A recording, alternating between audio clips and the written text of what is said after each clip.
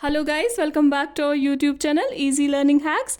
सो आज का हमारा टॉपिक है minorities and marginalisation. Let's begin. Minorities, who are minorities? देखिए, माइनॉरिटीज कौन होते हैं? Communities that are numerically small in relationship to the rest of the population.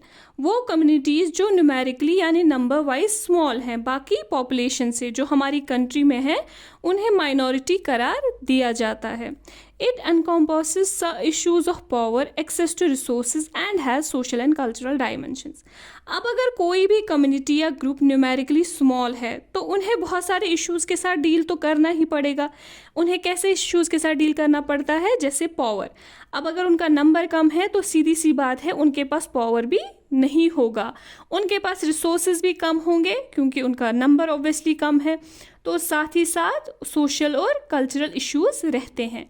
अब देखिए, ये सब इसलिए होता है क्योंकि ये कम है, स्मॉल साइज है इनका, मतलब इनका पॉपुलेशन बहुत कम है। तो मेजॉरिटी क्या होगी? मेजॉरिटी इन्फ्लुएंस कर सकती है इन्हें, और ये एक रीज़न बनता है माइनॉरिटीज़ की मार्जिनलाइजेशन का। क्योंकि इनका नंबर कम है तो ये इनको मार्जिनलाइज इजीली किया जा सकता है। Religious and linguistic minorities, constitution provide safeguards. अब देखिए, माइनॉरिटीज़ हो सकती है या तो रिलीजियस या तो लिंग्विस्टिक यानी लैंग्वेज के बेसिस पे, लेकिन कॉन्स्टिट्यूशन क्या है? कॉन्स्टिट्यूशन इन माइनॉरिटीज़ को सेफगार्ड प्रोवाइड करता है, क्योंकि कॉन्स्टिट्यूशन को पता है कि माइनॉरिटीज़ को बहुत इश्यूज़ का फेस करना पड़ता है, तो कॉन्स्टिट्यूशन उन्हें प्रोटेक्ट करता है। अब क्वेश्चन आता है कि कॉन्स्टिट्यूशन उन्हें क्यों प्रोटेक्ट करता है, क्यों उन्हें कॉन्स्टिट्यूशन प्रोटेक्शन देता है, क्यों चाहिए रहेगा माइनॉरिटीज़ को प्रोटेक्शन? वाई? क्योंकि size can be a disadvantage and lead to the marginalisation of the relatively smaller community. Size जो रहता है माइनॉरिटी कम्युनिटीज़ का वो छोटा है, तो उसके चलते क्या होगा कि वो उनके लिए एक डिसएडवांटेज बन सकता है और वो वल्नरेबल रहते हैं मार्जिनलाइज होने के लिए। तो safeguards are needed to protect minority communities against the possibility of being culturally dominated by the majority.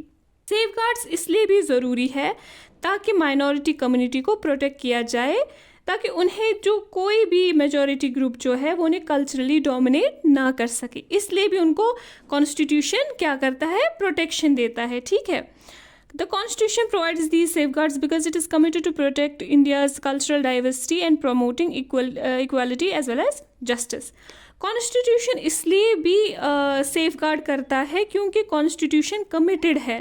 India की कॉन्स्टिट्यूशन जो है वो कमिटेड है इंडिया की जो कल्चरल डाइवर्सिटी या हर कल्चर को प्रोटेक्ट करने के लिए, और साथ ही साथ जस्टिस और इक्वालिटी को प्रमोट करने के लिए। और यहाँ जो है, यहाँ पे है रोल ऑफ जुडिशरी।